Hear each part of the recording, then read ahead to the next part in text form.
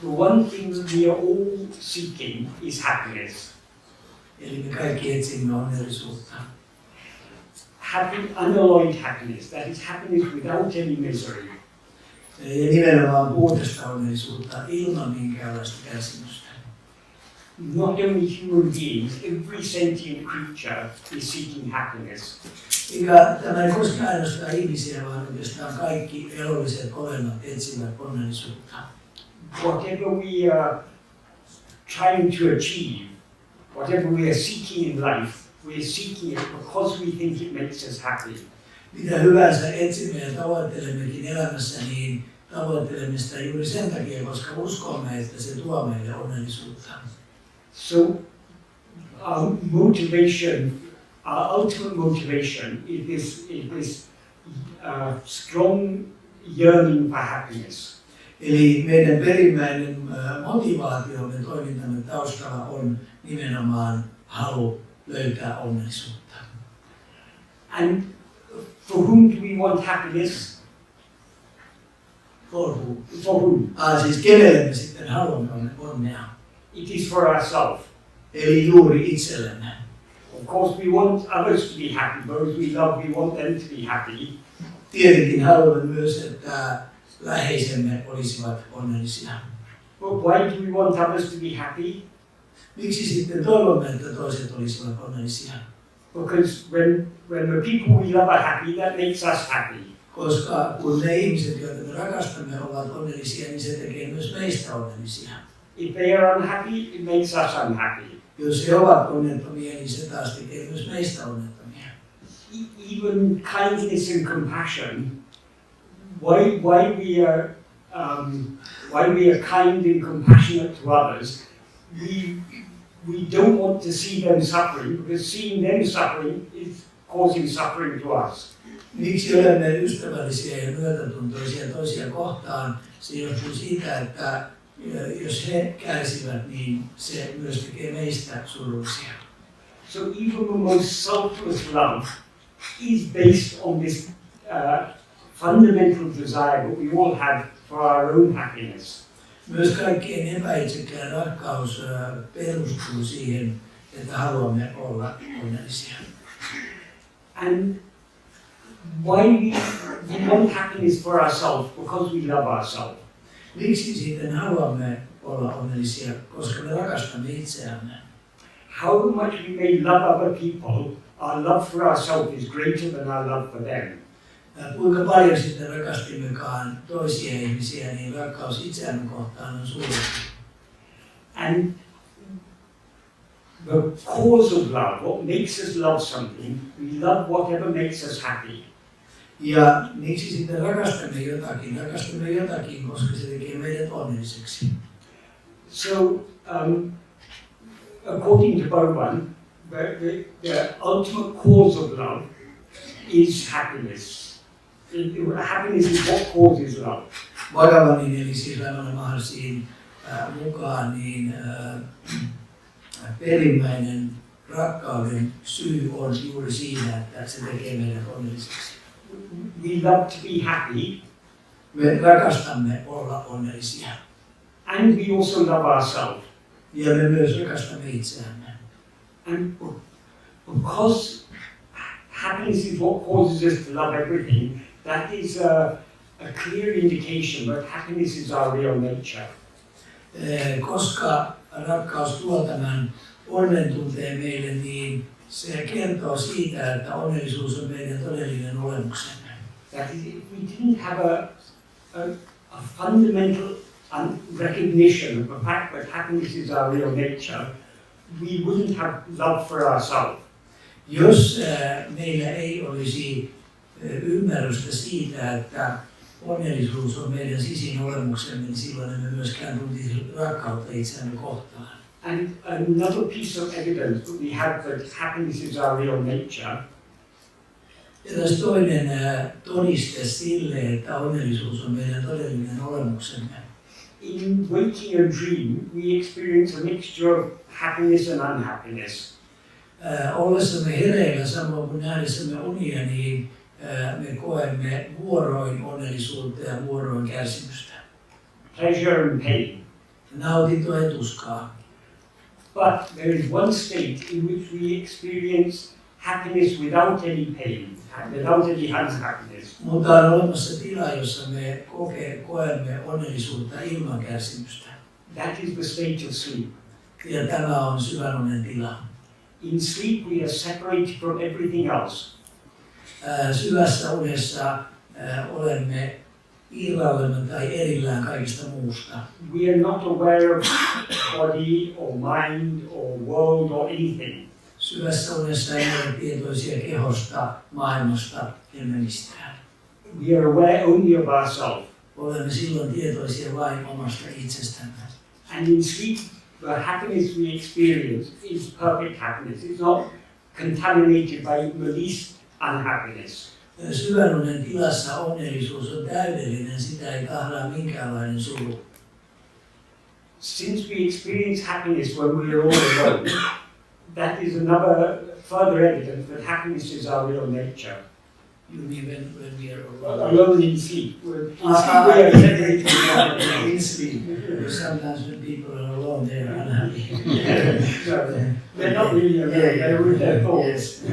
Eli syvänunen tilassa me olemme tässä puhtaassa itsessä ja silloin me koemme tätä puhdasta onnellisuuden tilaa.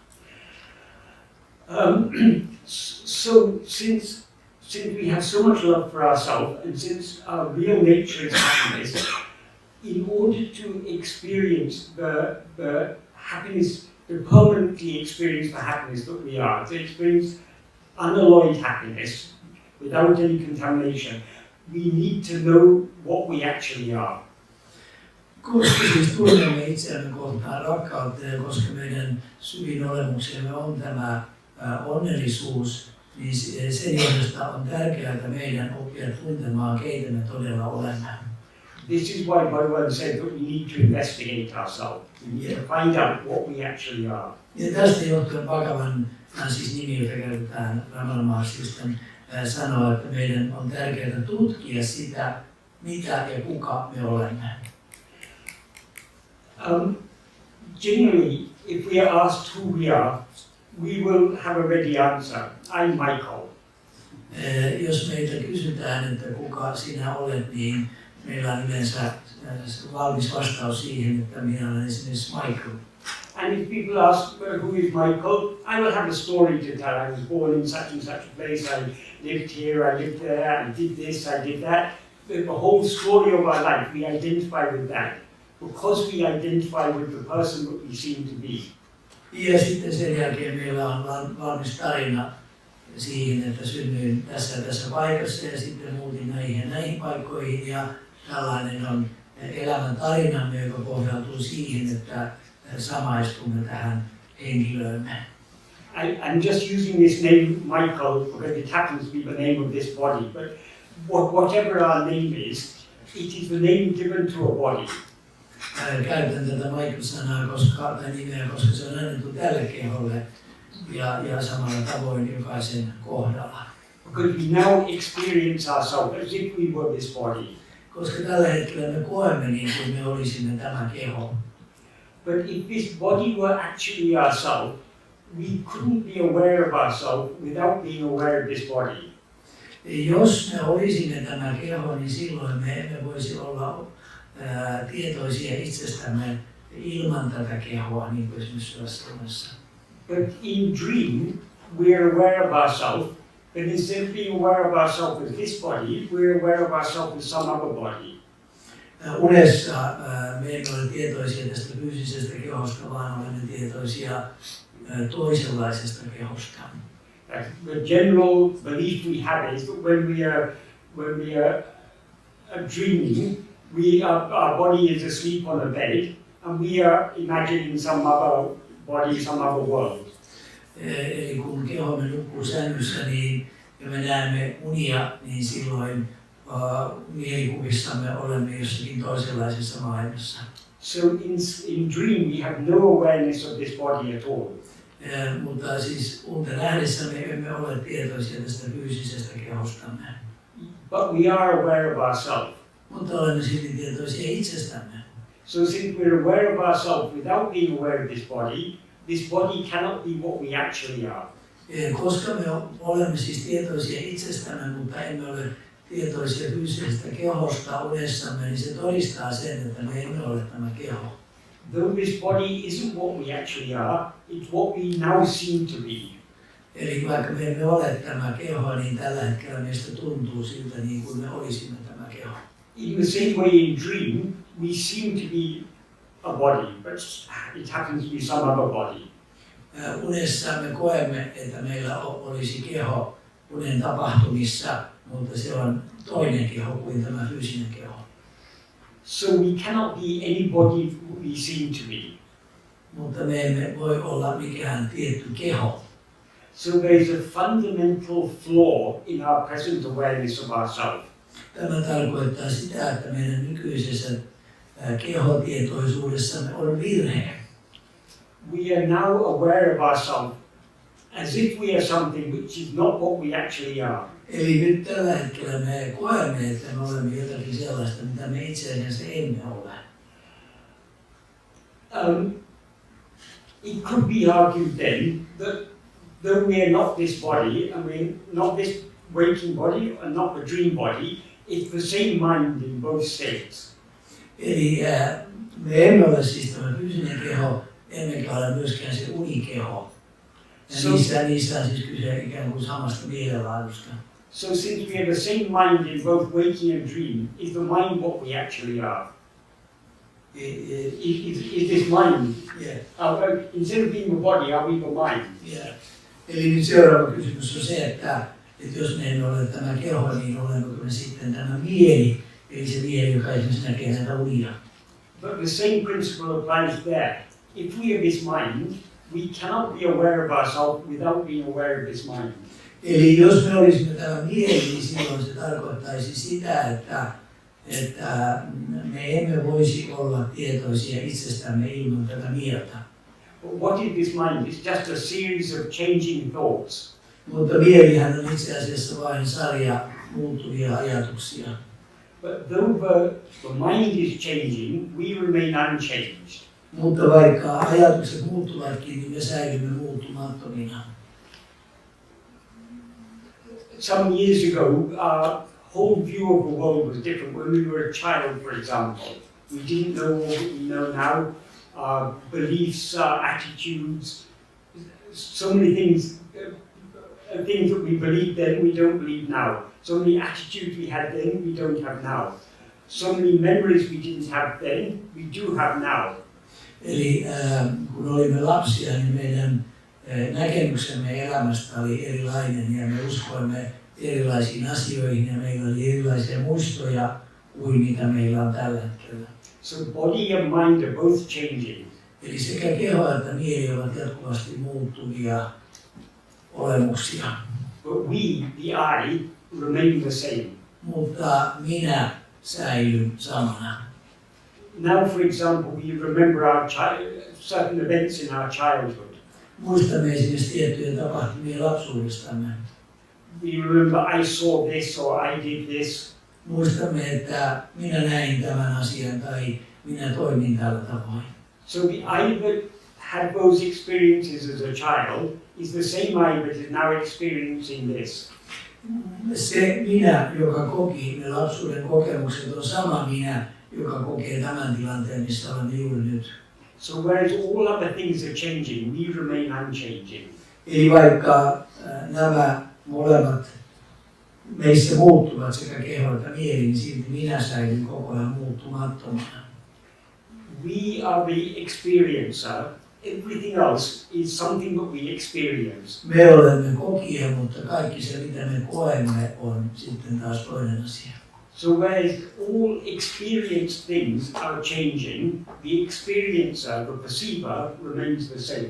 Eli vaikka kokemus muuttuvat kaiken aikaa, niin silti kokija säilyy samana.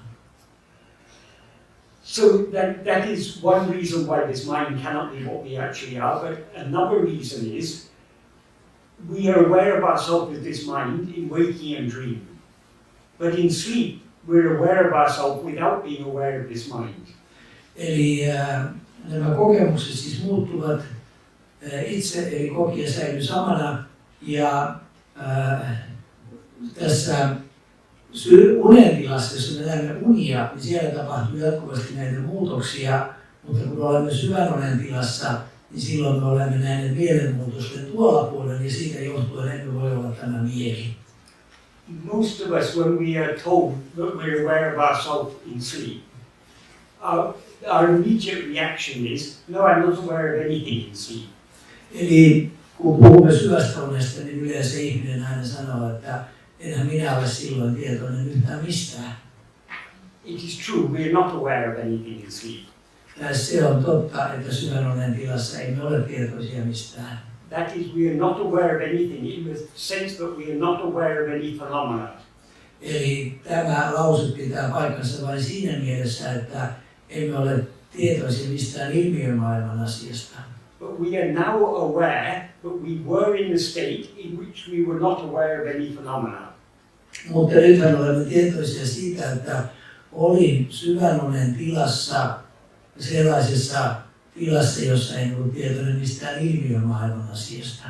So how do we have this memory of having been in a state where we were not aware of any phenomena if we were not aware in that state?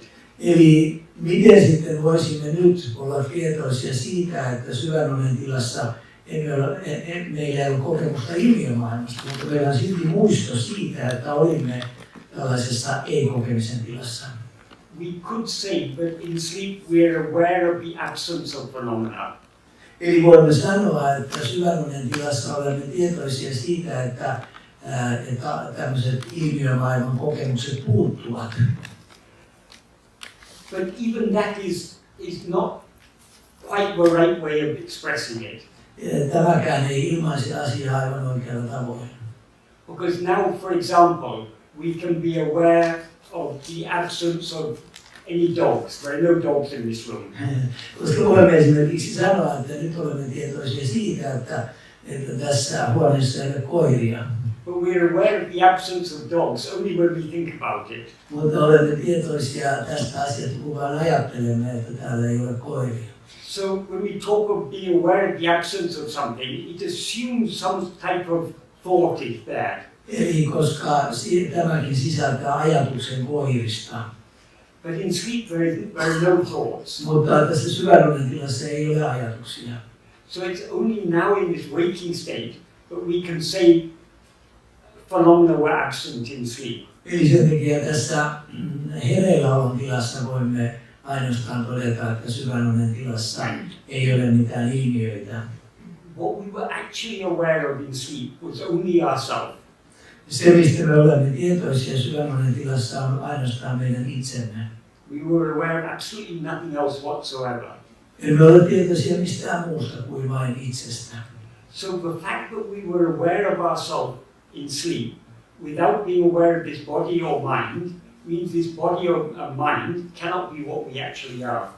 Eli koska siis syvän unen tilassa meillä ei ole minkäänlaista kokemusta kehosta eikä mielestä, niin se todistaa sen, että me emme ole keho eikä mieli, vaan jotakin muuta. But this brings us back to the first point we were talking about.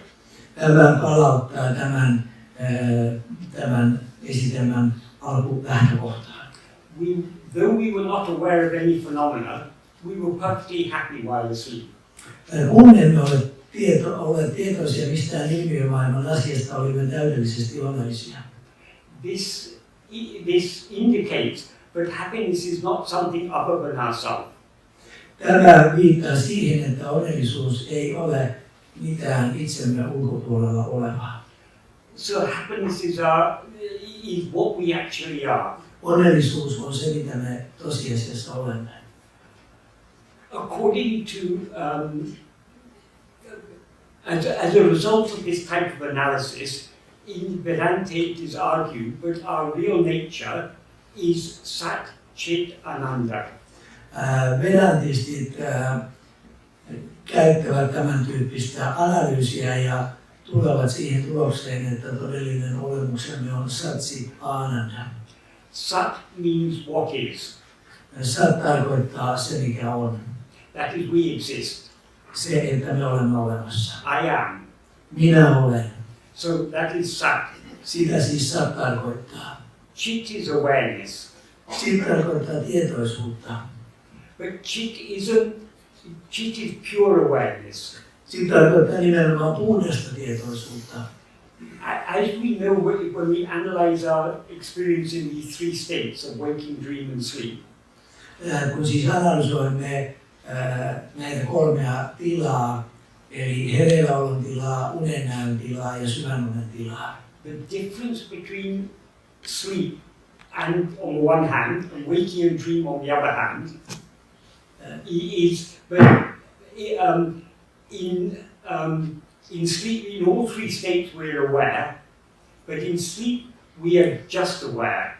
Eli näissä kaikissa kolmessa tilassa me olemme tietoisia, mutta kehon ja mielen tilassa olemme tietoisia jostakin, mutta tässä syvänunen tilassa olemme vain tietoisia.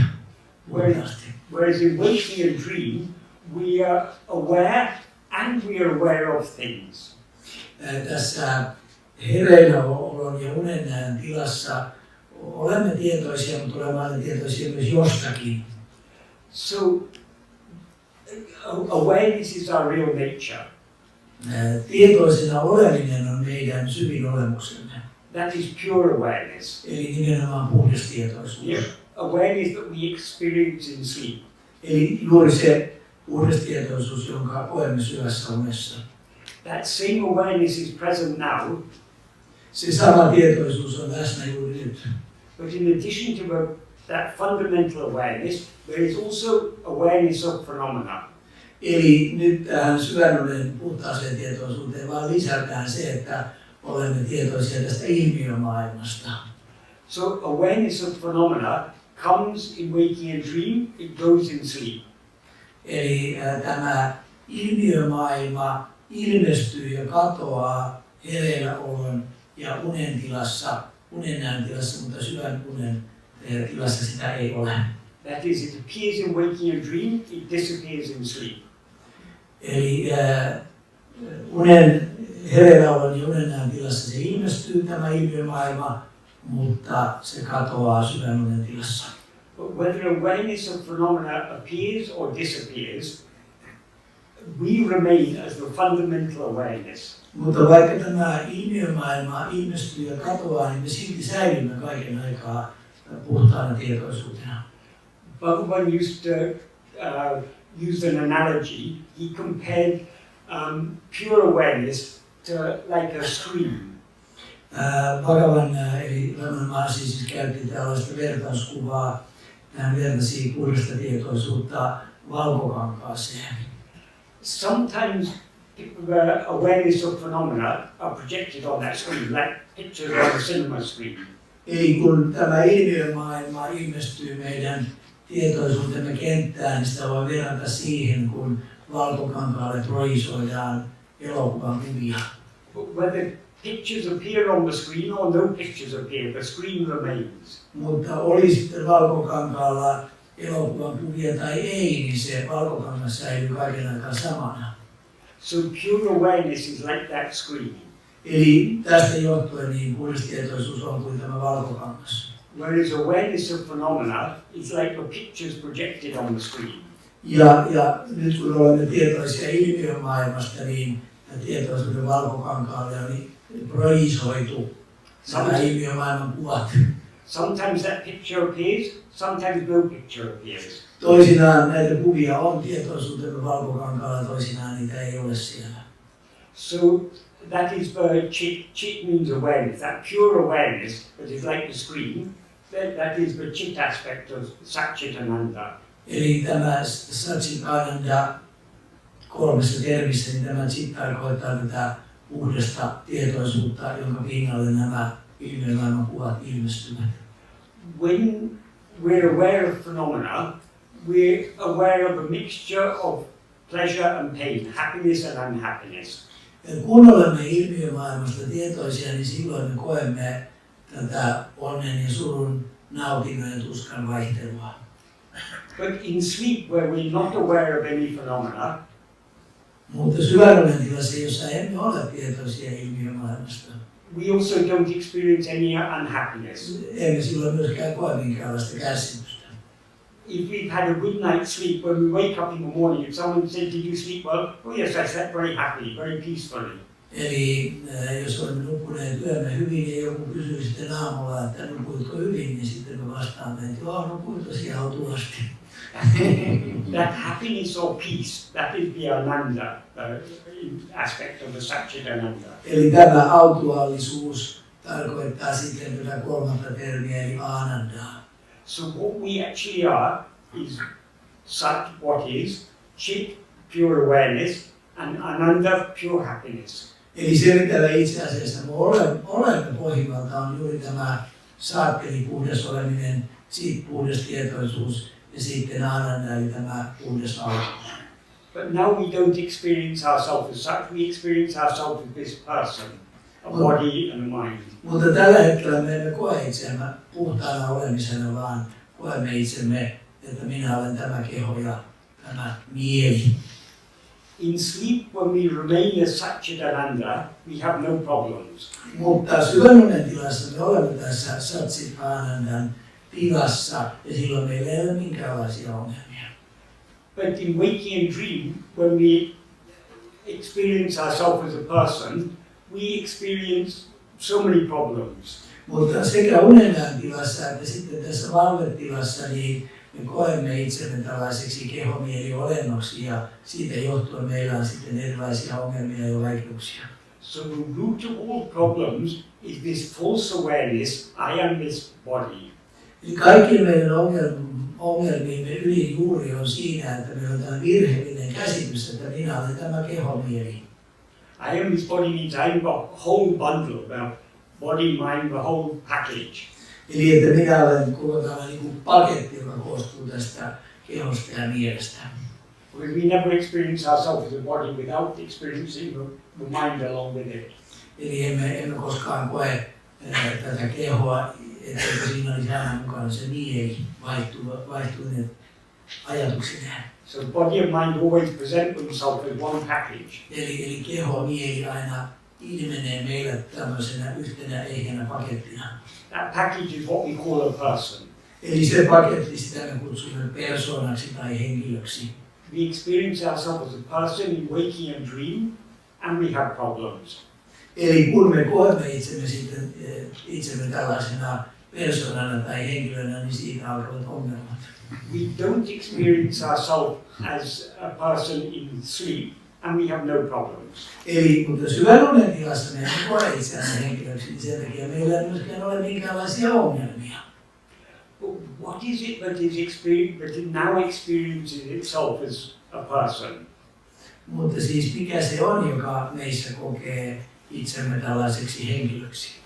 What experiences itself as a person is not the pure awareness. Eli emme voi sanoa, että kyse olisi puhtaasta tietoisuudesta, joka kokee itsensä henkilönä. It is a mixed awareness, but is aware of itself as I am this person. Eli kyse on tällaisesta sekoittuneesta tietoisuudesta, jossa koemme, että minä olen tämä henkilö. And pure awareness is just the awareness I am. Puhdas tietoisuus tarkoittaa vain tietoisuutta siitä, että minä olen. Whereas what we are now experiencing ourselves is as this mixed awareness, I am this body. Eli nyt taas tässä tilanteessa, missä olemme, niin me koemme, tämä on sekoittunut tämä puhdas tietoisuus tähän kokemukseen, että minä olen tämä keho. This mixed awareness, I am this body, is what Bhagavan calls ego. Eli tämä puhtaan tietoisuuden sekoittuminen tähän kokemukseen, että minä olen tämä keho, niin sitä Bhagavan kutsuu egoksi. So ego appears in waking and dream, disappears in sleep. Tämä ego ilmestyy sekä valvetilassa että unenäön tilassa, mutta syvänunen tilassa se katoaa. So ego is the root of all the problems. Ego on kaikkien meidän ongelmiemme juuri. The body and the mind are not a problem. Keho ja mieli sinänsä eivät ole ongelma. Phenomena are not a problem. Ilmiömaailma ei ole ongelma. The problem is we are aware of ourselves as I am this body and mind. Ongelma on se, että me niin kuin luulemme tai ajattelemme, että minä olen tämä keho, mieli. And we're aware of phenomena as I am aware of these phenomena. Ja näin ollen me olemme tietoisia ilmiömaailmasta niin kuin sen kokemuksen kautta, että minä olen tietoinen tästä ilmiömaailmasta. So this I that is aware of itself as I am this body of mind, and the I that is aware of phenomena, that is ego. Eli tämä ajatus siitä, että minä olen tämä keho, joka on tietoinen tästä ilmiömaailmasta, niin se on se ego ja siinä on se ongelma. So ego is an erroneous self-awareness, an awareness of ourself as something other than what we actually are. Eli tämä ajatus siitä, että minä olen tämä keho, ei ole oikeanlainen oivallus meidän tosiolemuksestamme. So how to get rid of this wrong awareness of ourselves? Kuinka siis vapautua tästä virheellisestä käsityksestä? Obviously, the only way to get rid of the wrong awareness is to be aware of ourselves as we actually are. Eli ainoa keino päästä tästä virheellisestä käsityksestä eroon on tulla tietoiseksi siitä, keitä me todella olemme. This is why we need to investigate ourselves, to see what we actually are. Eli tästä johtuen niin on tarpeen harjoittaa tätä itsetutkiskelua saadaksemme oivalluksen siitä, keitä me todella olemme. So what is called self-knowledge is nothing but awareness of ourselves as we actually are. Eli tämä itse tieto tarkoittaa sitä, että tulemme tietoisiksi siitä, keitä me todella olemme. This is not a new knowledge that we are to gain. Tässä ei ole kyse minkäänlaisesta uudesta tiedosta, joka meidän täytyisi saavuttaa. Because we are always aware of ourselves as I am. Koska me olemme aina tietoisia itsestämme.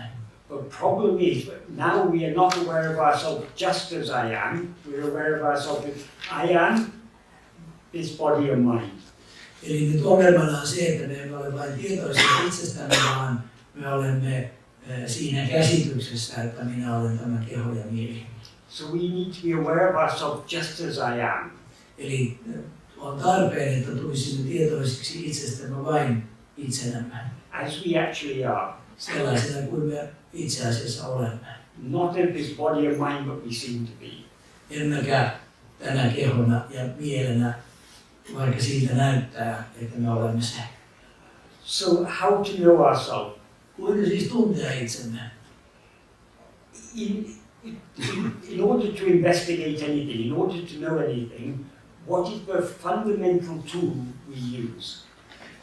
Tullaksemme tuntemaan jonkin asian tai voidaksemme tutkia jotakin asiaa, mikä on tällainen peruskeino, jota käytämme.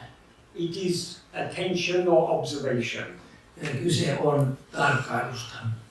When scientists do research, they do research on so many things. If they are astronomers, they need big telescopes, electronic telescopes to see faraway planets. Or if they are microbiologists, they need microscopes. If they are atomic physicists, they need this big thing they got in CERN in Switzerland, an accelerator or whatever they call it. Yeah. They need so many additional tools. Kun tiedemies ryhtyy tutkimaan jotakin, niin hän käyttää siinä tarkkailua apuvälineenä, ja jos hän on tähtitieteilijä, niin hän katsoo kaupallisesti tähtiä. Jos hän on mikrobiologi, niin hän käyttää mikroskooppia ja tutkii sen avulla. Jos hän on atomifyysikko, niin hän käyttää CERNin hiukkaskiihdytintä ja tutkii sen avulla atomien pienempiä hiukkasia. But some scientists don't need all these tools. For instance, if they're scientists, if they're zoologists and they're observing the behavior of birds, they don't need any tools, they can just watch. Mutta esimerkiksi eläintieteilijät eivät välttämättä tarvitse mitään instrumenttia, vaan he voivat tarkkailla aisteillaan lintuja. But whether they need all these other tools or not, they still need the tool of the five senses and the mind. Mutta vaikka he eivät käyttäisi mitään instrumentteja, niin he silti tarvitsevat 5 aistiansa ja tietoisuutensa tähän tutkimukseen. So to observe anything other than ourselves, we need need at least the mind to observe our thoughts. We need the five senses to observe anything outside. Eli me tarvitsemme mielen ja me tarvitsemme 5 aistia voidaksemme tarkkailla jotakin ulkopuolellamme olevaa. But to know ourselves, we don't need any of these tools, these instruments. Mutta kun tutkimme itseämme, niin emme tarvitse siihen aisteja tai mieltä. We don't need microscopes or telescopes. Emme tarvitse kaukoputkea tai mikroskooppia. We don't need the five senses. Emme tarvitse 5 aistia. We don't even need the mind. Emme myöskään tarvitse mieltä. We just need that power of observation, that power of attention. Tarvitsemme ainoastaan tätä tarkkailuvoimaa. That power of attention which we use to know all other things. Tätä tarkkailuvoimaa toki käytämme tutkiessamme myös ulkopuolisia asioita. We need to turn away from other things back towards ourselves to know ourselves. Mutta itsetutkimuksessa käännämme huomiomme ulkopuolisista asioista itseemme sisälle. But all other things are objects. Kaikki muut tutkimuksen kohteet ovat kohteita, objekteja. It is relatively easy for us to know objects. Eli objektien kohteiden tutkiminen on suhteellisen helppoa. Because we have been accustomed since the beginning to using our attention to know things other than ourselves. Tämä johtuu siitä, että olemme alusta alkaen tottuneet tutkimaan kaikkea sitä, mikä on itsemme ulkopuolella. But all objects are relatively gross. Mutta kaikki kohteet ovat verrattain karkeita. Even our thoughts and feelings are relatively gross. Jopa meidän ajatuksemme ja tunteemme ovat melko karkeita. Compared to all other things, we are extremely subtle. Verrattuna näihin muihin asioihin, niin olemme erittäin hienosyisiä.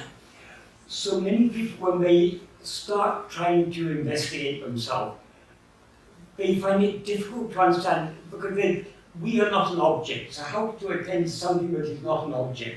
Eli moni ihminen, joka ryhtyy tähän itsensä tarkkailuun, niin kohtaa vaikeuden siinä, että kuinka tarkkailla jotakin sellaista, joka ei ole kohde. But though we are not an object, we are nevertheless aware of ourselves. Nevertheless aware of ourselves. Mutta vaikka me emme ole kohde, niin silti olemme aina tietoisia itsestämme. So that our fundamental experience is self-awareness. Meidän peruskokemuksemme on itsetietoisuus. So but though we are always self-aware, generally we are neglecting our self-awareness because we're more interested in other things. Vaikka me olemmekin siis tietoisia itsestämme, niin yleensä me jätämme itsemme huomiotta ja siirrämme huomiomme ulkoisiin kohteisiin. So we are always self-aware, but we negligently self-aware. Me olemme tietoisia, mutta me sitten unohdamme tämän itsemme. So instead of being negligently self-aware, we need to be attentively self-aware. Sen sijaan, että jättäisimme itsemme huomiotta, niin meidän tulisikin ryhtyä huomioimaan itseämme. So self-attentiveness is not like attending to an object. Se, että on tietoinen itsestään, niin se ei ole samanlaista kuin olla tietoinen jostakin kohteesta. It is just a matter of being attentively self-aware. It's just a matter of being attentively self-aware. Eli kyse on siitä, että on tietoisesti tietoinen itsestään. So this is the practice of self-investigation. Tätä tutkitaan itsetietoisuuden harjoittamiseksi. But as I said, because we've been accustomed to using our attention to attend to objects, which are relatively gross. Mutta koska me olemme tottuneet niin kuin siirtämään huomiomme ulkomaailman kohteisiin. Our power of attention has become like a very blunt instrument. Eli silloin tästä meidän ikään kuin sisäisestä instrumentista on tullut ikään kuin tällainen niin kuin epätarkka. So our power of attention needs to be refined and sharpened. Eli silloin se tarkoittaa sitä, että meidän tätä tietoisuuttamme ja tarkkaavaisuuttamme pitäisi niin kuin tarkentaa, harjoittaa. it needs to become very clear and sharp. Siitä pitäisi tulla kirkas ja selkeä. In order to be able to focus itself on, in order for us to focus our attention on ourselves. Eli tämän edellytyksenä on se, että me siis tietoisesti suuntaamme huomiomme tähän omaan itseemme.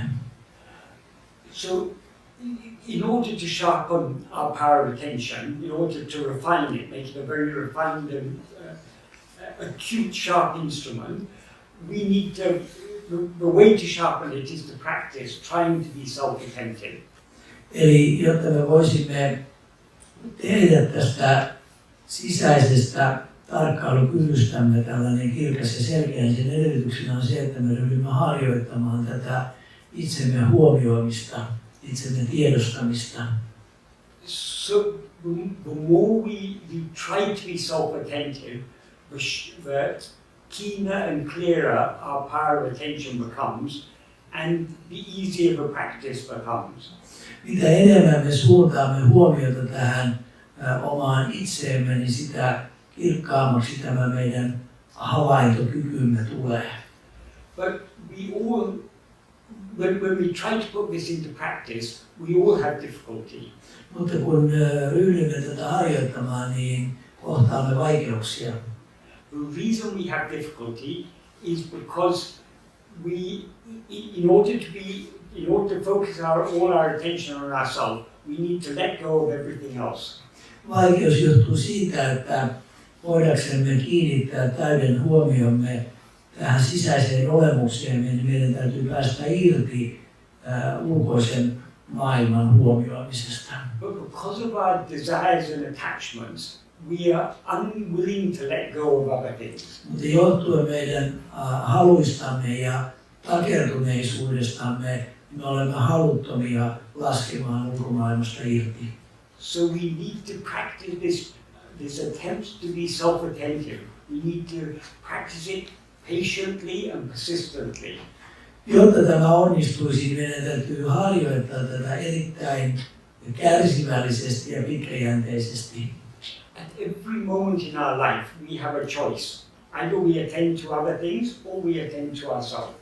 Jokaisena elämämme hetkenä meillä on tällainen valinta, jossa voimme joko huomioida ulkoisia kohteita tai kiinnittää huomio itseemme. The more we make the choice to attend to ourselves, even if only for a few moments at a time, the greater our love to attend to ourselves, the greater the love grows, and the more our desires and attachments become weaker. Mitä enemmän me harjoitamme tätä, että laskemme irti ulkoisesta maailmasta ja kiinnitämme huomioon tähän sisäiseen olemukseemme, niin sen seurauksena meidän halumme ja takertumisemme vähenevät ja sisäinen rakkautemme lisääntyy. So by trying to attend to ourselves, we are slowly weaning our mind away from its desires and attachments for other things. Eli kun me suuntaamme tämän huomion tähän itseemme, niin silloin nämä halut ja takertumiset, riippuvuudet ulkoisiin kohteisiin alkavat vähentyä. But we who are trying to be self-attentive, we are ego. We have a false awareness, I am this person.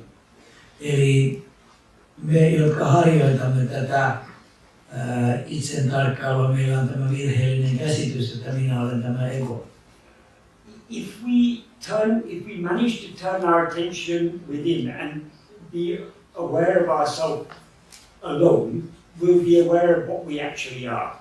Jos onnistumme tässä huomion suuntaamisessa ehjästi tähän itseen, niin silloin olemme tietoisia siitä, mitä me todella olemme.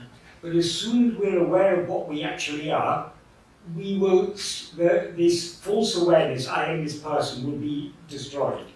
Eli silloin kun huomioimme on tässä puhtaassa olemuksessamme, niin silloin tämä virheellinen käsitys siitä, että me olemme tämä ego, katoaa.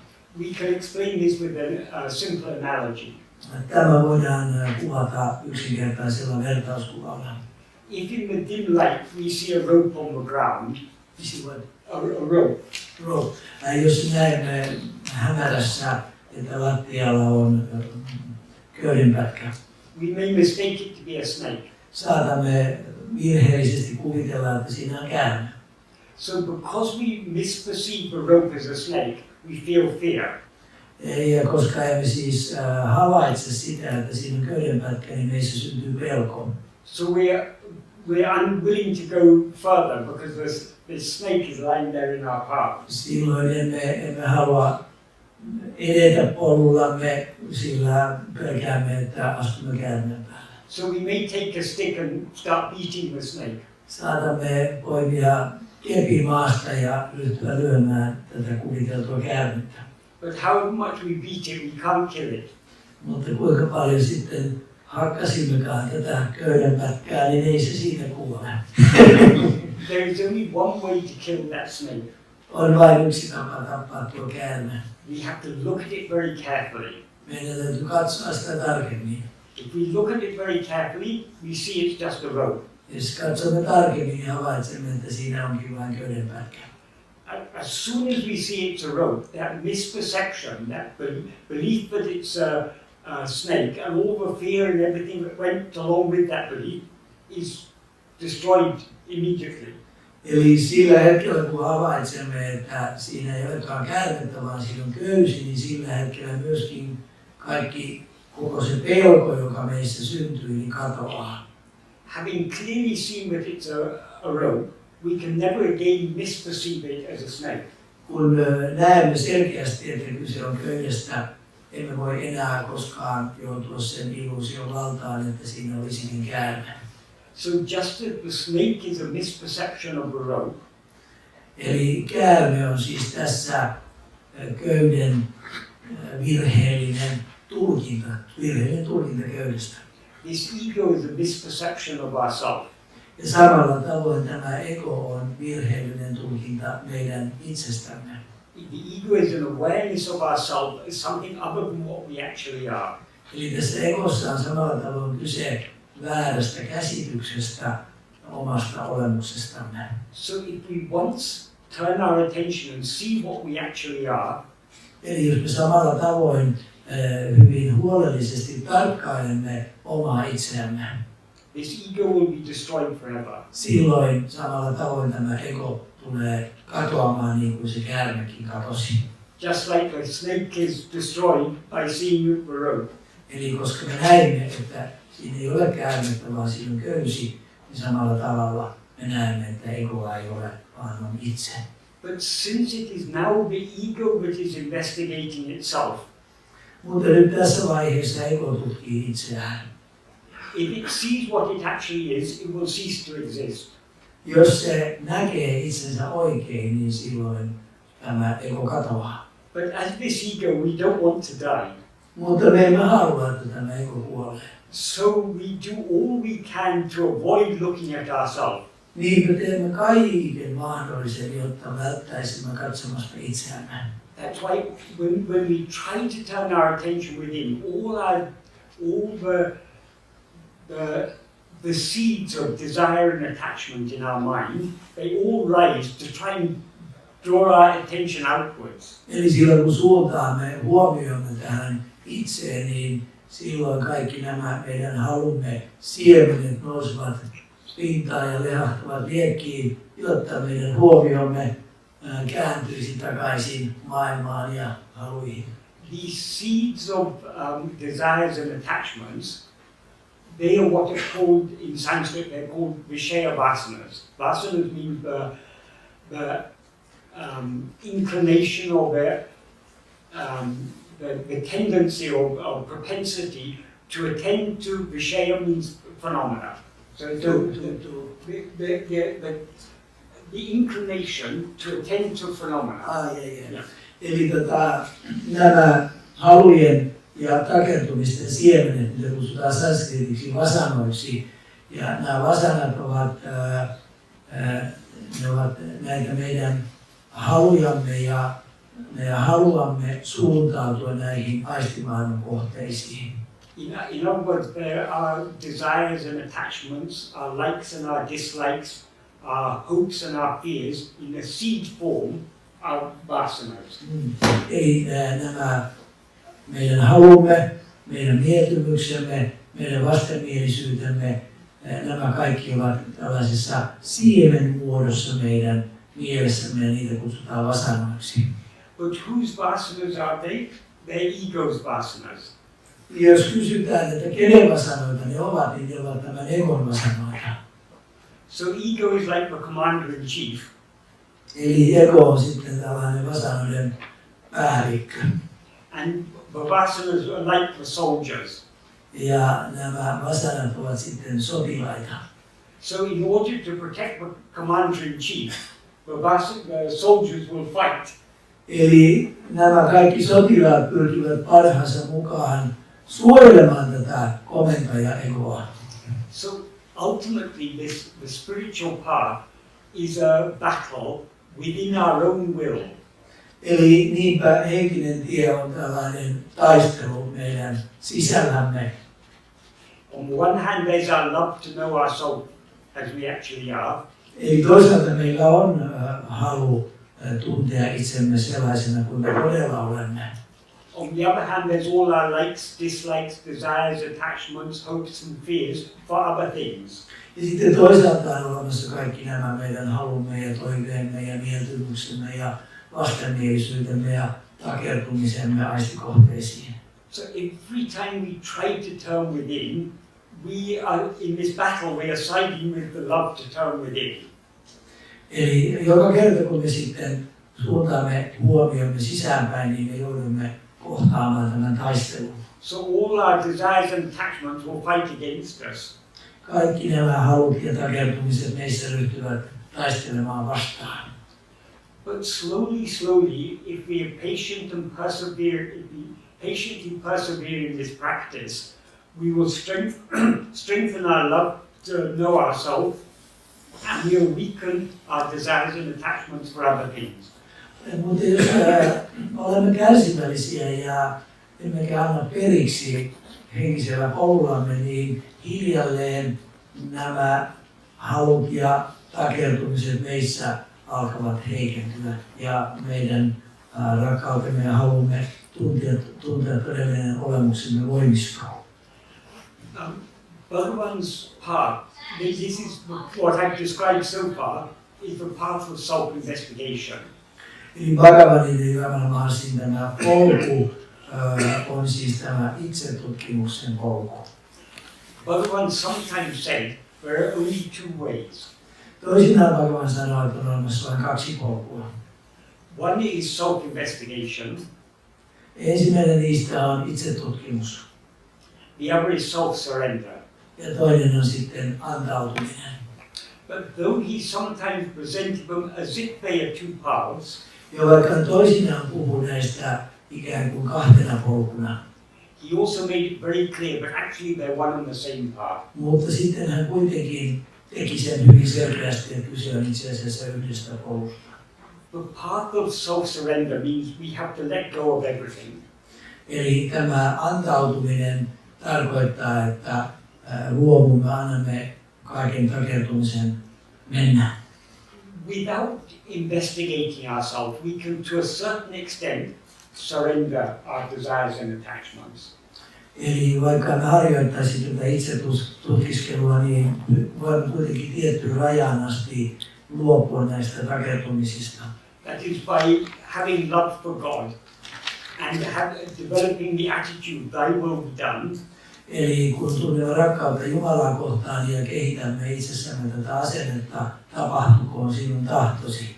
By calmly and peacefully and joyfully accepting both the good and the bad in our life. Eli kun tyynesti me hyväksymme sekä hyvät että huonot kohtalon käänteet, we can to some extent surrender our desires and attachments. tällöin kykenemme tiettyyn rajaan asti luopumaan haluistamme ja takertumisistamme.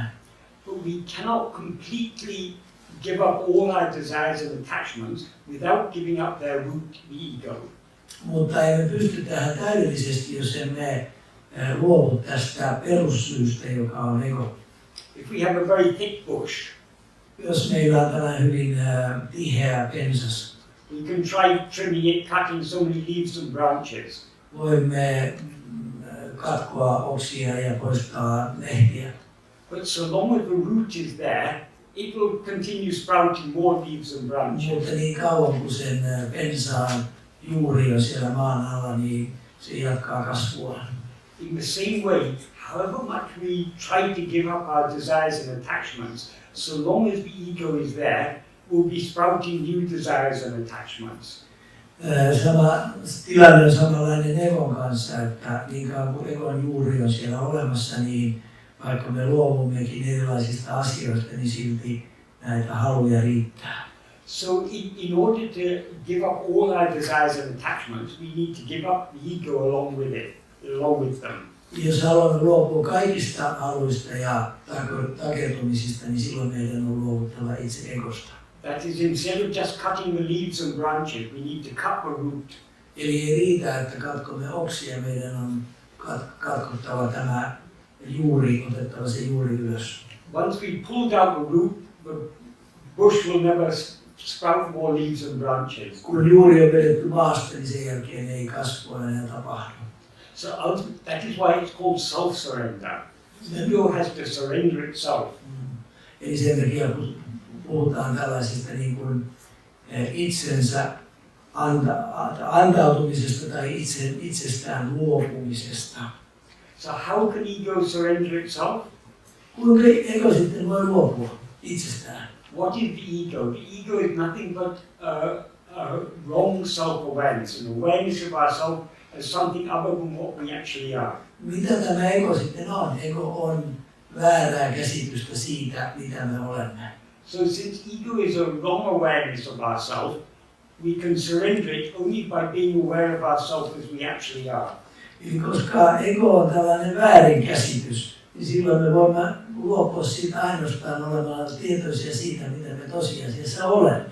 So in order for ego to surrender itself, it needs to investigate itself. Who am I? Eli jotta voisimme luopua tästä egosta, meidän on tutkittava siitä, että kuka minä olen. So to a certain extent we can surrender by the path of dualistic devotion, by developing, cultivating love for God. Tiettyyn rajan asti onnistumme tässä kehittämällä itsessämme rakkautta Jumalaa kohtaan ja antautumalla Jumalalle.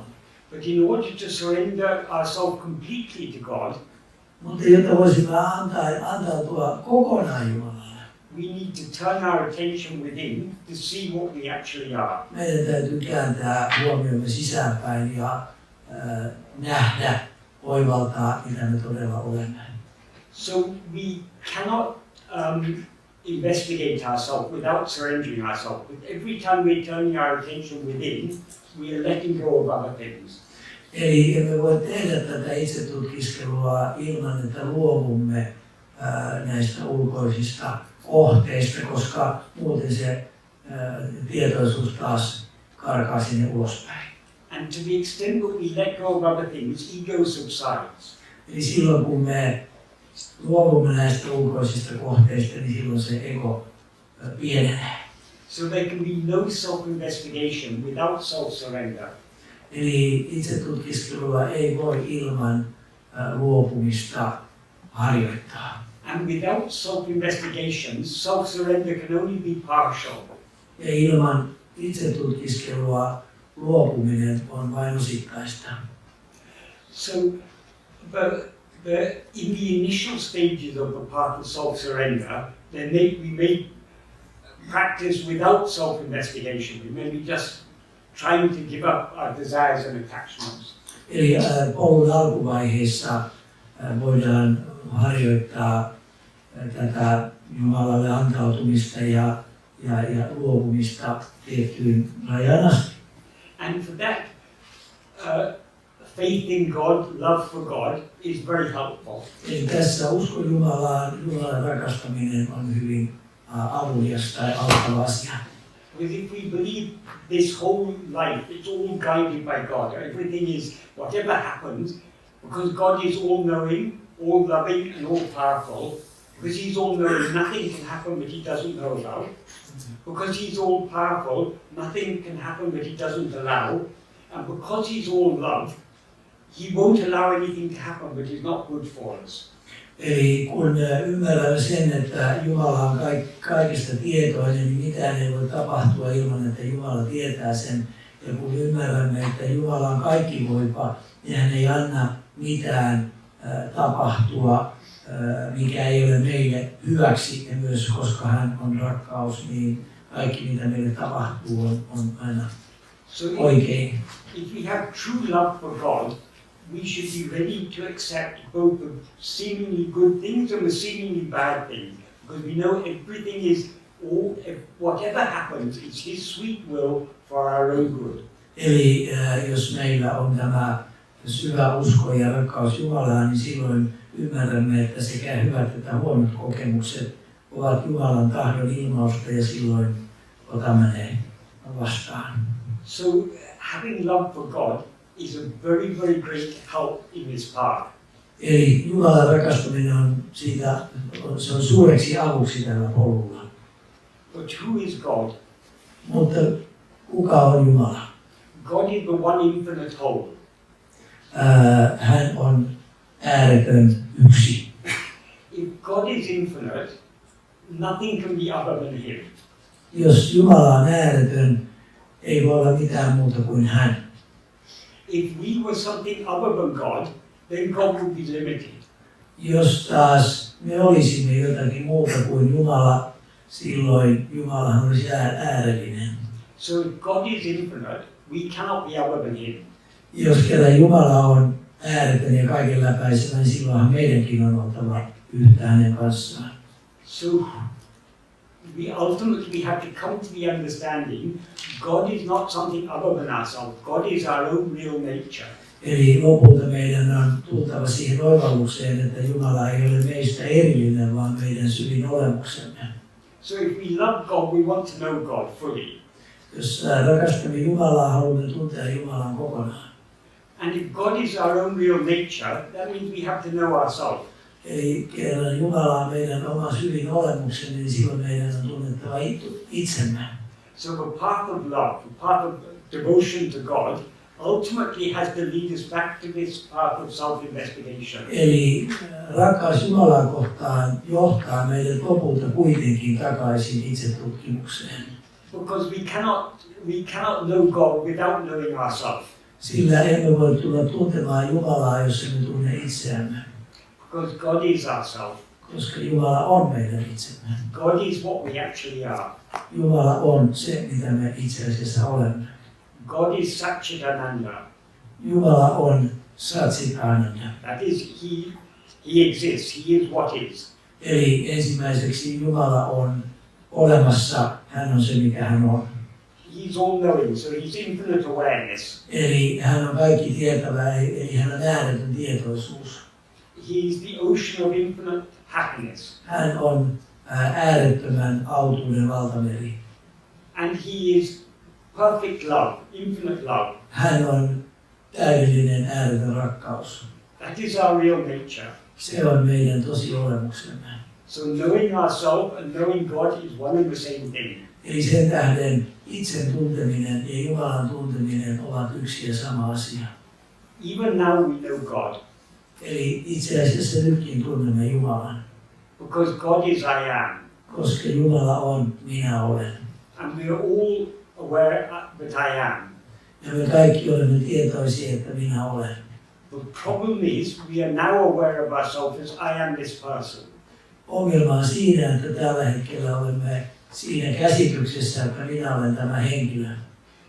Bhagavan often used to point out in the Bible when Moses asked God, "Who are you?"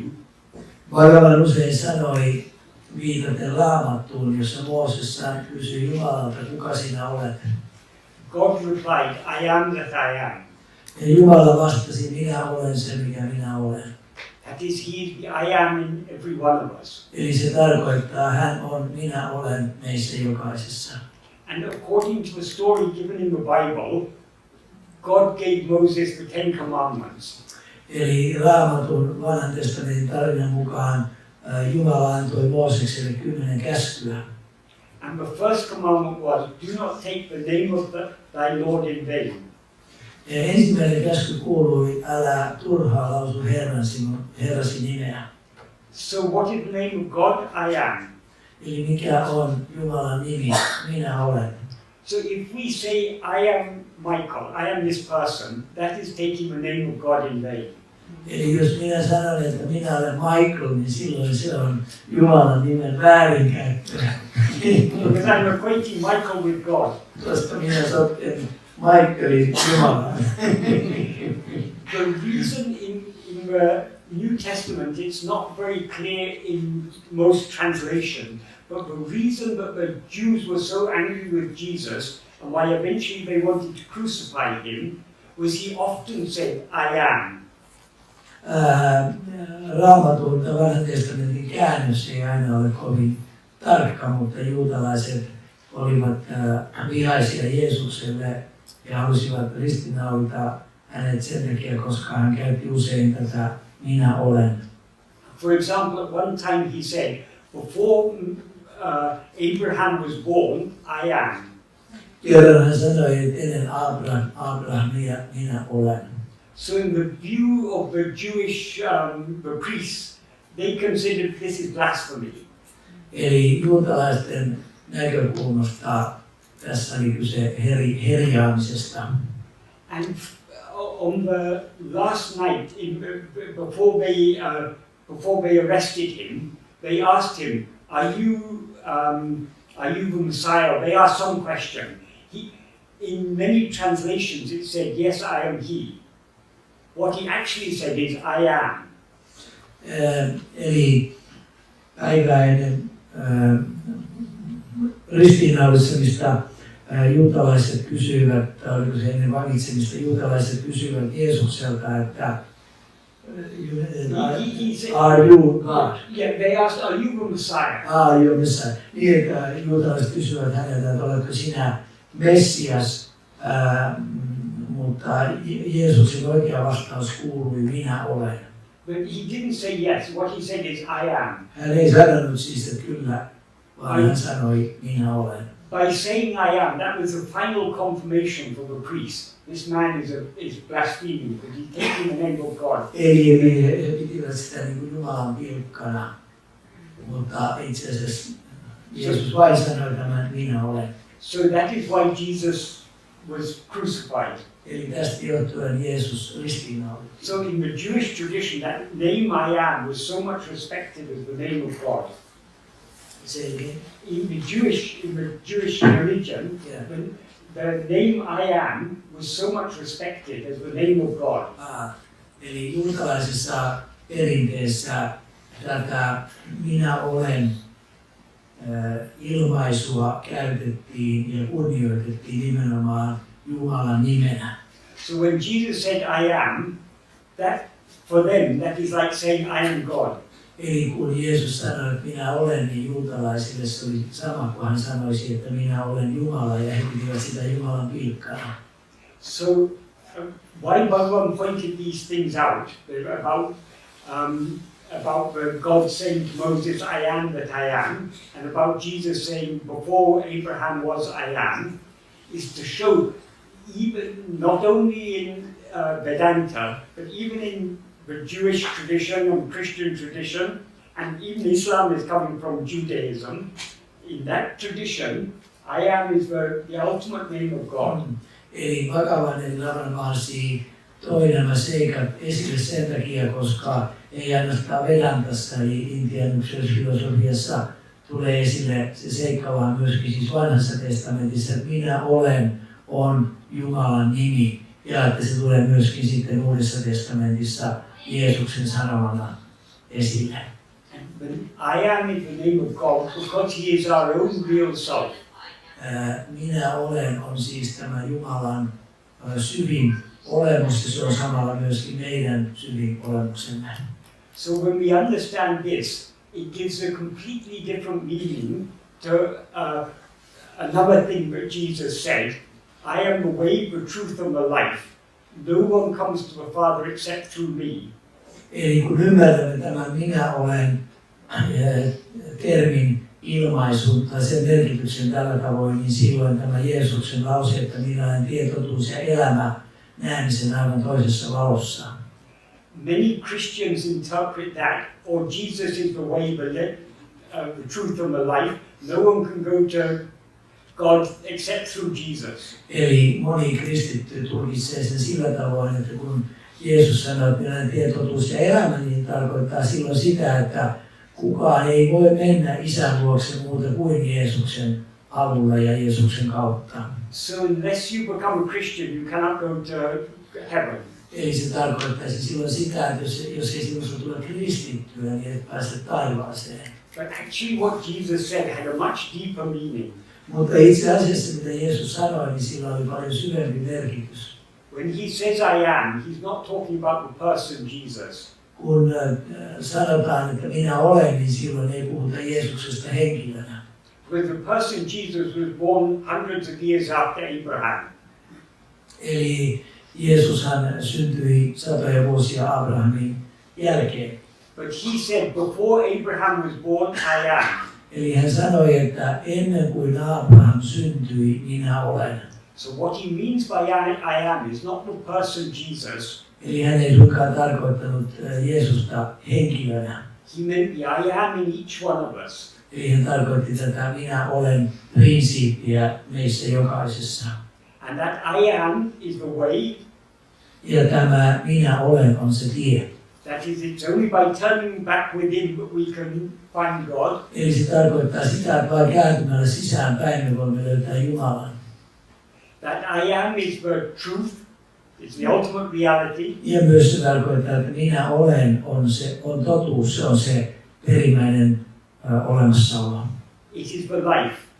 Ja se on myös itse elämä. That is the source of all life. Eli se That tarkoittaa, awareness I am. eli se tietoisuus, että minä olen, on kaiken elämän alkulähde. And no one can come to the Father except through me. That means no one can go to reach God except through I am, through turning within. Eli kukaan ei voi mennä Isän luo muuta kuin minä olen kautta.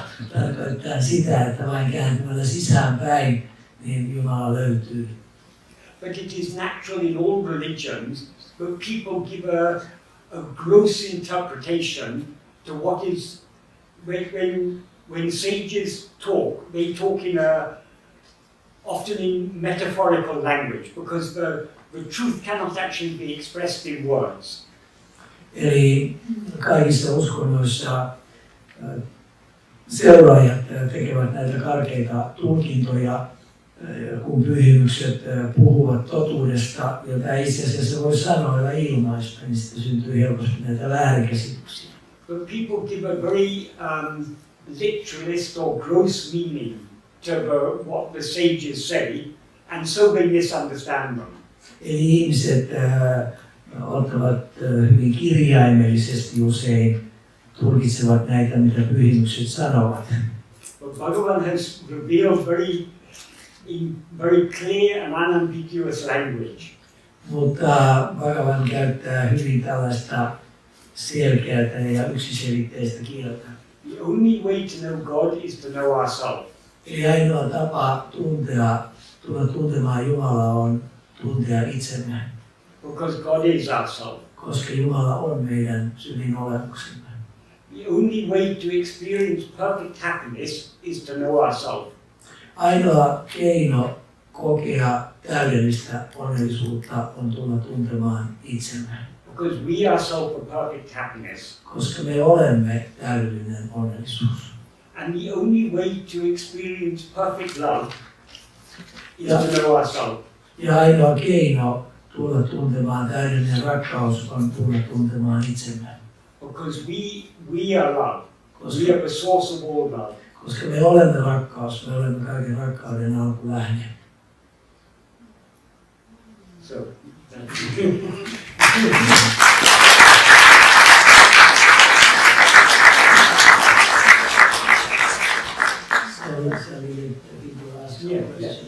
Eli olkaa hyvät ja kysykää, jos ei jotakin kysyttävää.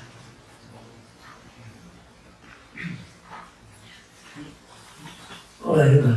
Good tuli mieleen toi buddhalaisuus ja siinä tämmöinen trikaaja oppi, missä on nirmanakaaja, sambhogakaaja ja dharmakaaja.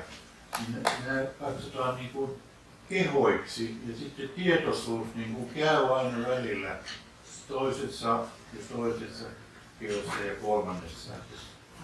Voiko tämän niin kuin yhdistää tähän Ramanan, Bhagavan Ramanan opetukseen?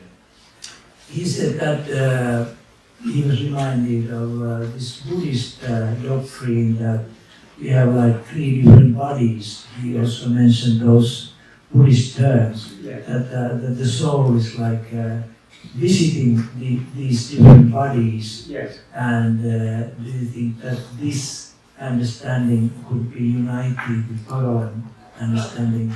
I don't know so much about Buddhist philosophy, but ultimately the truth is one. It may be expressed in many different ways, and it may be presented in different ways to suit people at different levels of spiritual development. Ultimately, everything needs to come back to this. En tunne niin hyvin buddhalaista filosofiaa, mutta totuus on yksi ja se on eri traditioissa ilmastu hieman eri sanoilla, mutta kaikkihan puhuvat samasta asiasta, on ehkä ilmastu eri kehitystasolla oleville ihmisille vähän eri tavoin, mutta samasta asiasta täytyy olla kysymys.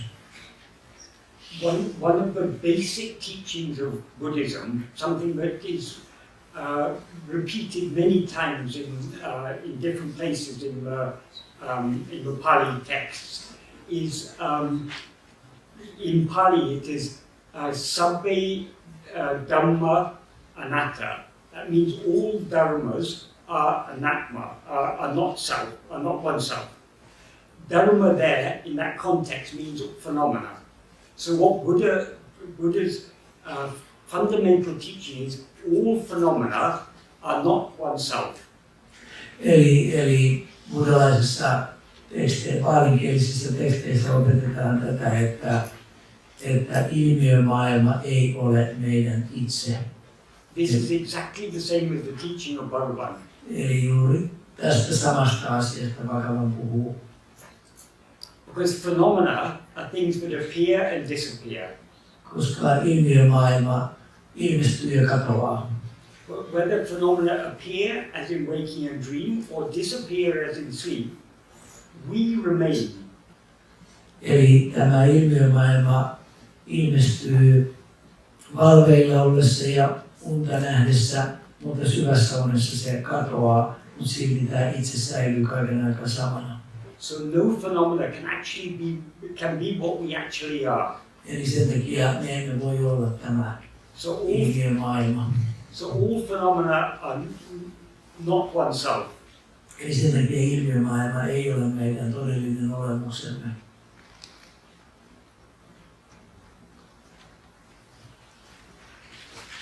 Niin siellä rouva takana. Nyt kun lähestytään pääsiäistä, niin tulee mieleen kysyä, että tarvitaanko sitten tämmöistä Jeesuksen ristinkuolemaa ollenkaan? Siinähän on se ylösnousemus kuitenkin, niin kuoleman voittaminen on se perussanoma, että mikä merkitys sitten tällä on tämä kanssa, mitä kuultiin. She's saying that now we are coming slowly to Eastern time, and then Jesus was crucified, and then he overcame death. Yes. So, is this needed then at all, and what would be the meaning of this? Yes, Jesus. I don't know the Bible very well, but in various passages in the Gospels, Jesus says, "Unless you die and are born again, you cannot come to me." Eli en tunne evankeliumia niin hyvin, mutta Jeesus sanoi kuitenkin niin, että jos et kuole ja synny uudelleen, et voi tulla luokseni. So the crucifixion and the resurrection of Jesus was symbolizing that teaching of Jesus. Eli tässä ristiinnaulitseminen ja Jeesuksen kuolema on vertauskuva hänen opetuksestaan. You mean the death of the ego? Yeah. So the dying means we have to die as ego. Yeah. Eli siis tässä kuoleminen tarkoittaa egolle kuolemista. And when ego dies, what remains? Ja kun ego kuolee, niin mitä jää jäljelle? What we really are. Se, mitä me todella olemme. So we are not literally born again, but with the death of ego, in effect it's like being born again. Eli emme siis kirjaimellisesti kuole, vaan että kun ego kuolee, niin silloin me ikään kuin synnymme uudelleen, synnymme tosi olemuksellemme. If we look very carefully at the snake disappears and the rope remains. Eli kun katsomme tätä käärmettä hyvin tarkkaavaisesti, niin se käärme katoaa ja havaitsemme, että siinä onkin se köydenpätkä. So we can say in a metaphorical language, the snake has died and it is born again as a rope. Eli voimme vertauskuvallisesti sanoa, että käärme kuoli ja köysi syntyi uudelleen. So that is what is symbolized by the crucifixion and resurrection of Jesus. Eli tämä Jeesuksen ristiin kuoleminen symboloi, että tämä ego kuolee ja korkein itse syntyy. So that crucifixion has to happen in our own hearts. Eli näin tämä ristiinnaulitseminen, se tulee tapahtua meissä, meidän omassa sydämessämme. That is, the ego has to be crucified. Eli ego täytyy ristiinnaulita. And we have to be resurrected as we really are. Ja meidän täytyy nousta kuolleista tosi olemuksellemme. Actually, this is exactly, I'm saying the same thing as symbolism. Siellä takana oletaan Jana. No, tämmöinen käytännöllinen kysymys, onko olemassa mitään tekniikkaa, mitään harjoitusta tähän itse tutkiskeluun, ettei käy niin, että koko elämä menee siinä, että juoksee töissä ja hoitaa kotiasioita, että tavallaan jotain konkreettisempaa. Yeah, she's asking that what would be the practical,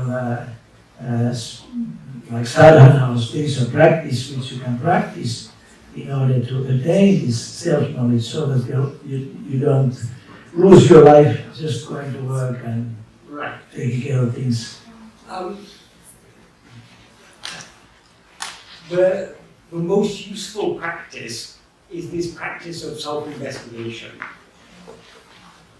Kaikkein hyödyllisin harjoitus on tämä itsen tutkiskeluharjoitus. But this practice of self-investigation is not like other types of meditation. Tämä itsen tutkiskeluharjoitus ei ole samanlainen kuin muut meditaation muodot. And as people usually think that to meditate you have to sit quietly, you have to close your eyes or whatever.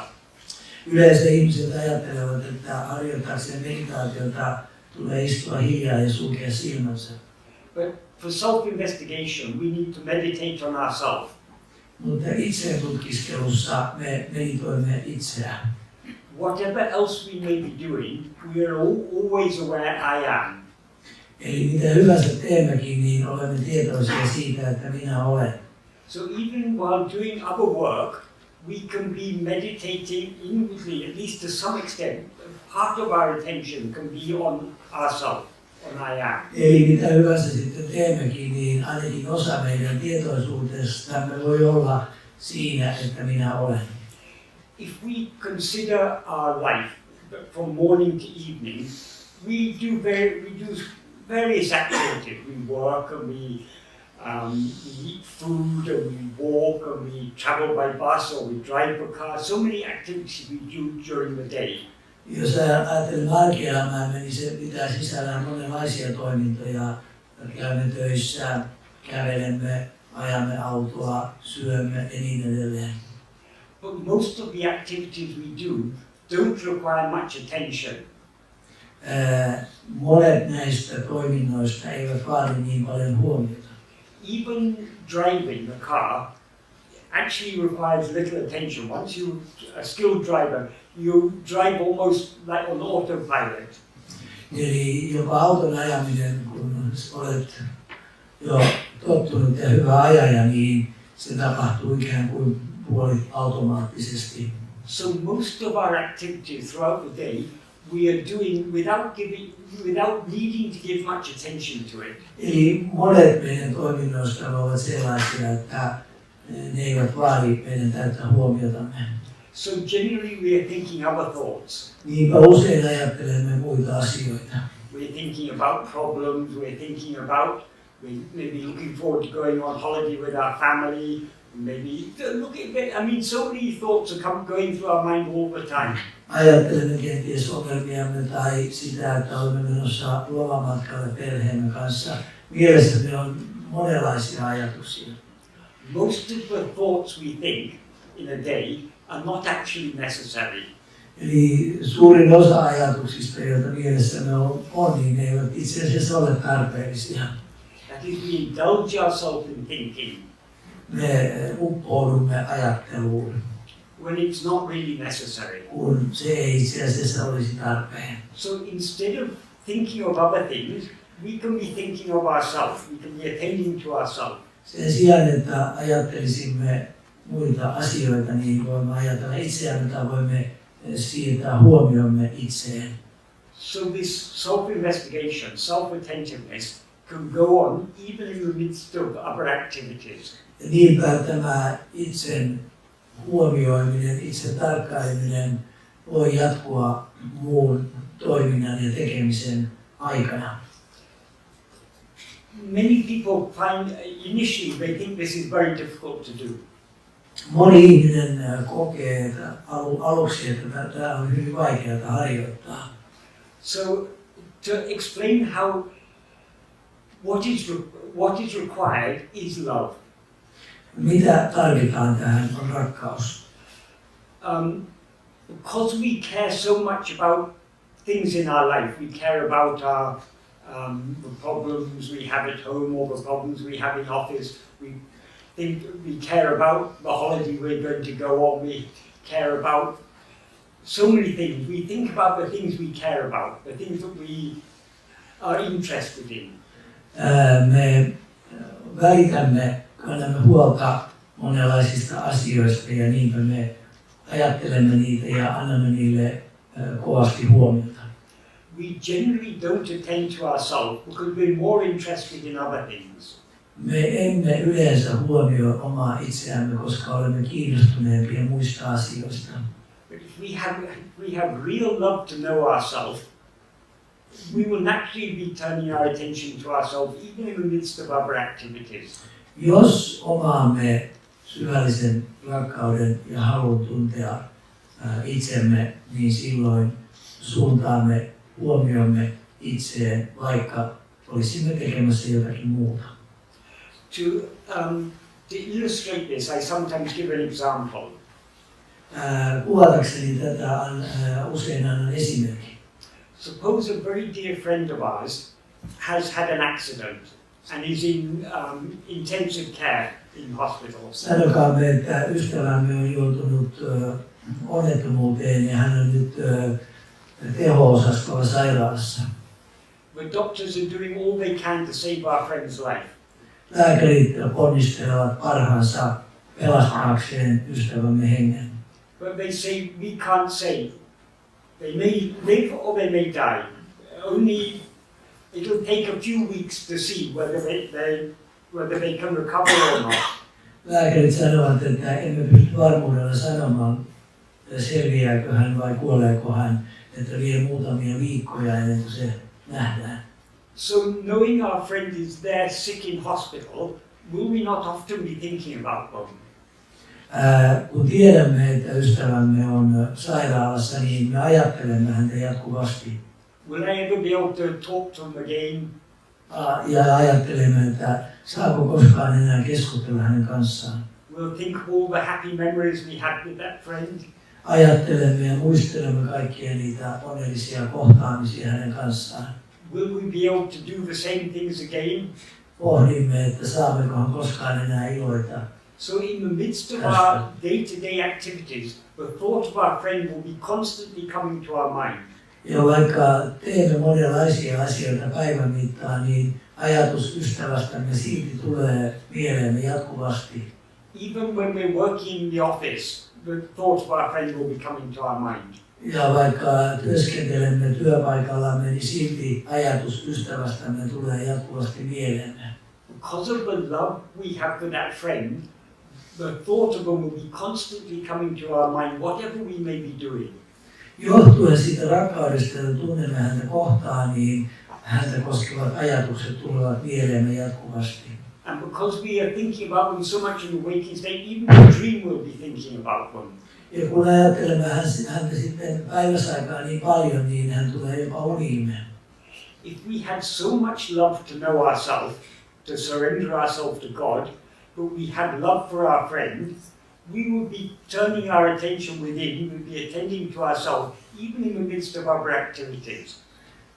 Jos tunnemme yhtä paljon rakkautta Jumalaa kohtaan ja haluamme tuntea oman itsemme, niin samalla tavoin silloin huomiomme siirtyy jatkuvasti omaan itseemme. That is why the key to the spiritual path is love. Siitä johtuen avain henkiseen polkuun on rakkaus. Without love, we will not investigate ourselves. Ilman rakkautta emme tutki itseämme. And without love, we certainly won't surrender ourselves. Ilman rakkautta emme myöskään niin kuin antaudu tälle asialle. Because actually, love and surrender and self-surrender are one and the same thing. Itse asiassa rakkaus ja antautuminen ovat yksi ja sama asia. If we truly love someone, Jos me todella rakastamme jotakuta, we don't think about what we can get from that person we love. emme itse asiassa ajattele, että mitä voimme saada häneltä, What can we give to the one we love? vaan ajattelemme, että mitä voimme antaa hänelle, jota rakastamme. We want to make them happy. Haluamme tehdä heistä onnellisia. We want to give ourselves to those we love. Haluamme antaa itsemme hänelle, jota rakastamme. Because only when they are happy will we be happy. Koska silloin, kun he ovat onnellisia, tai hän on onnellinen, silloin minäkin olen onnellinen. So wherever there is genuine love, there is that willingness to give oneself. Eli missä on aitoa rakkautta, niin siellä on myös halu antaa itsensä. So if we truly love God, Jos me siis todella rakastamme Jumalaa, we will want to give ourselves wholly to Him. me haluamme antaa itsemme kokonaan hänelle. So whatever type of spiritual path we may be following, the key is love. Eli mitä hyvänsä polkua, henkistä polkua sitten seuraammekin, niin avain on rakkaus. So actually there is only one spiritual path. Eli itse asiassa on vain yksi henkinen polku. That is the path of bhakti, Eli se on bhaktin tie, the path of love. rakkauden tie. And the ultimate practice in the path of love, path of bhakti, is to turn our attention within. Eli perimmäinen bhaktin, eli rakkauden polun harjoitus on kääntää huomio sisäänpäin. Because God is our nearest and dearest. Koska Jumala on kaikkein läheisin ja rakkain meille. He is our own self. Hän on meidän oma itsemme. Our attention doesn't have to go outwards to know God. Meidän huomiomme ei tarvitse suuntautua ulospäin tullaksemme tuntemaan Jumalaa. It has to turn back within. Eli sen täytyy kääntyä takaisin sisäänpäin. But it will only turn back within if there is great love. Ja huomiomme kääntyy sisäänpäin vain, jos meillä on suurta rakkautta. So the simple answer to your question is love. Eli yksinkertainen vastaus on rakkaus kysymykseesi. Siellä ole. Would you be saying that prayer can help us on this path? Yes. What is prayer? When we pray, we are asking for something, aren't we? Yeah. So if we pray to God, give me health, give me wealth, give me all these things, such prayer is not going to help us very much. Eli kysymys kuuluu, että auttaako rukous tässä? Ja hän vastasi, että kyllä, mutta usein, jos rukoilemme, että anna minulle omaisuutta ja valtaa, niin sellainen rukous ei paljon auta. But if we pray to God for health, wealth, happiness, all these things, our love is not for God. Our love is for what we can get from God. Eli jos rukoilemme, että saisimme jotakin, niin silloin emme itse asiassa rakasta Jumalaa, vaan rakastamme sitä, että mitä voisimme saada. So, the prayer of asking for things from God, that is not the prayer that will really benefit us on this path. Eli jos siis rukoilemme saadaksemme jotakin Jumalalta, niin se ei hyödytä meitä tästä henkisellä polulla. It may help us to a little extent, because at least when we're asking God for this or that, we're at least at that time thinking of God. Ehkä se auttaa meitä hieman kuitenkin, koska kuitenkin pyydämme Jumalalta jotakin. And if we consider God to be a means to our end, when we keep on asking God for things, if we keep asking God for this or that, Jos siis jatkuvasti pyydämme Jumalalta jotakin, every time we get what we've asked for, we'll be grateful to God. eli sitten kun saamme Jumalalta se, mitä olemme pyytäneet, niin tunnemme kiitollisuutta. And slowly we will come to understand when God is so loving that He gives me whatever I want. Why should I be asking God for gifts? Why don't I ask for God Himself? Eli hiljalleen, kun tämä kiitollisuus meissä lisääntyy, niin meissä herää tämä oivallus, että miksi minä pyydän erilaisia asioita Jumalalta, miksi minä pyydän Jumalaa itseään. So most religious people are asking God for this or that. Monet uskonnolliset ihmiset pyytävät Jumalalta sitä ja tätä. But slowly, their love will mature, and instead of having love for the things that they can get from God, it will grow into love for God Himself. Eli monet uskonnolliset ihmiset pyytävät erilaisia asioita Jumalalta, mutta hiljalleen rakkaus heissä sitten kypsyy ja kehittyy sillä tavoin, että eivät enää ajattele sitä, mitä voivat Jumalalta saada, vaan haluavat Jumalan itsensä. So once we have true love for God, not for what we can get from God, but from God Himself, what are we going to pray for? Eli sitten kun meissä kypsyy tämä, että haluamme Jumalan itsensä, niin mitä me silloin rukoilemme? When we truly love someone, we want to give ourselves to that person. Eli kun todella rakastamme jotakuta, haluamme antaa itsemme tälle henkilölle. So the best prayer is the prayer, I want to give myself to you. I'm too weak to do so. You make it possible for me to surrender to you. Eli sanomme Jumalalle, että haluan antaa itseni sinulle, auta minua antautumaan sinulle. When I was living in India, the first 8 years I was in Tiruvannamalai, I worked very closely with a disciple of Bhagavan called Sadhu Om. Eli kun asuin Intiassa, niin ensimmäiset 8 vuotta Tiruvannamalaissa työskentelin läheisesti Bhagavanin oppilaan Sadhu Om. Sadhu Om. And like Bhagavan, Sadhu Om was a poet. Niin kuin Bhagavankin, Sadhu Om oli runoilija. He wrote thousands of verses on expressing his love for Bhagavan. Eli hän kirjoitti tuhansia säkeitä, joissa hän ilmaisi rakkautensa Bhagavanille. Very beautiful and heart-melting verses he sang. Kauniita, sydäntä sulattavia säkeitä hän kirjoitti. One particularly beautiful prayer, a prayer that is very dear to my heart, is one verse. The verse is Ishtamunikilada et serum seyeinan. That means I will not do any action that is against your wish. Eräs kaunis sää, joka kosketti minua syvästi, oli sellainen, että en halua tehdä mitään, mikä on sinun tahtoasi vastaan. Ishtamunikilada et solum soleinan. I will not speak any word that is against your wish.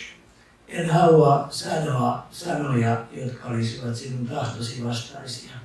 Ishtamunikilada en ninigu enneinan. I will not think any thought that is against your wish. En ajattele ajatuksia, jotka ovat tahtosi vastaisia. ishtamide ninarolai idetri veipaye. By your grace, fulfill this wish of mine. Armostasi täytä minun tämä toiveeni. And in the first 3 lines, he wants to surrender body, speech, and mind. He wants to surrender everything to God. So he doesn't want to do any action or to say any word or to think any thought that is against the wish of God.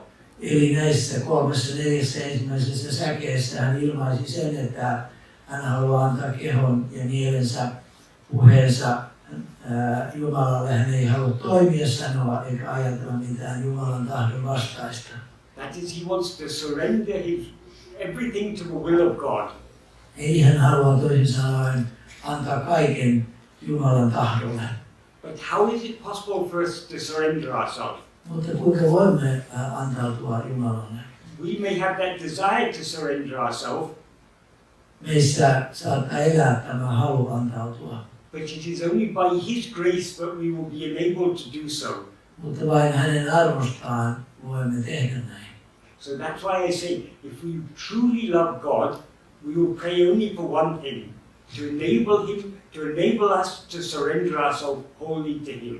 Eli jos rakastamme todella Jumalaa, niin rukoilemme vain sitä, että hän auttaisi meitä kokonaan antautumaan hänelle.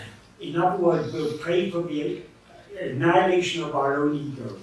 Eli me rukoilemme sitä, että meidän egomme poistuisi. Because God is our own real self. Koska Jumala on meidän todellinen olemuksemme. What comes between us and God is ego. Se, mikä tulee meidän ja Jumalan väliin, on ego. So only by surrendering this ego can we truly become one with God. Eli vain luopumalla egosta meistä voi tulla todella yhteen Jumalan kanssa. Becoming one with God is what is called yoga. Yoga means joining. Eli jooga tarkoittaa sitä, että tulemme yhdeksi Jumalan kanssa. Jooga tarkoittaa yhdistymistä. But in Advaita, they don't talk of yoga. Mutta Advaita-filosofiassa ei puhuta joogasta. Because first you have to separate in order to join. Koska ensin täytyy erottaa, jotta voisi yhdistää.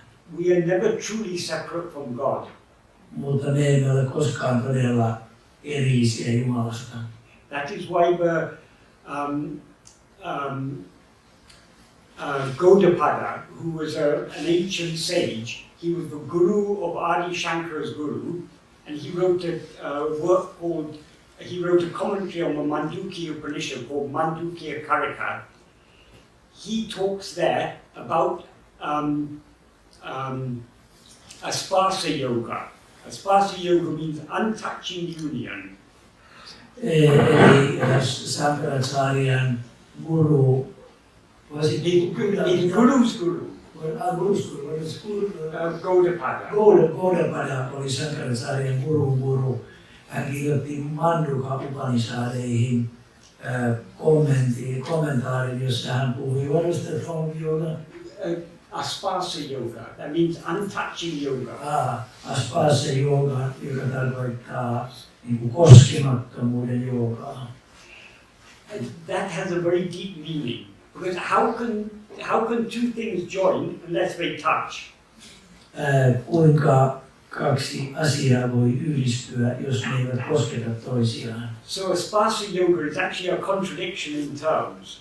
Eli tämä Asparsa yoga on itse asiassa terminologisesti ristiriitainen käsite. But why he used this term to emphasize we don't have to actually join with God. Koska hän halusi ilmaista, että meidän ei itse asiassa tarvitse yhdistyä Jumalaan. We need to separate ourselves from ego.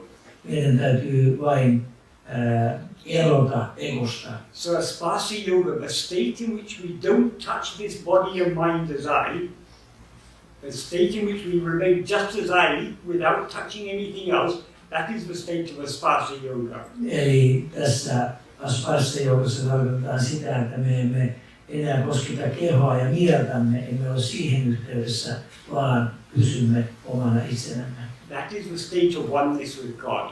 Eli se on yksilöiden tila Jumalan kanssa. That is attained by complete surrender. Tämä saavutetaan täydellisellä antautumisella.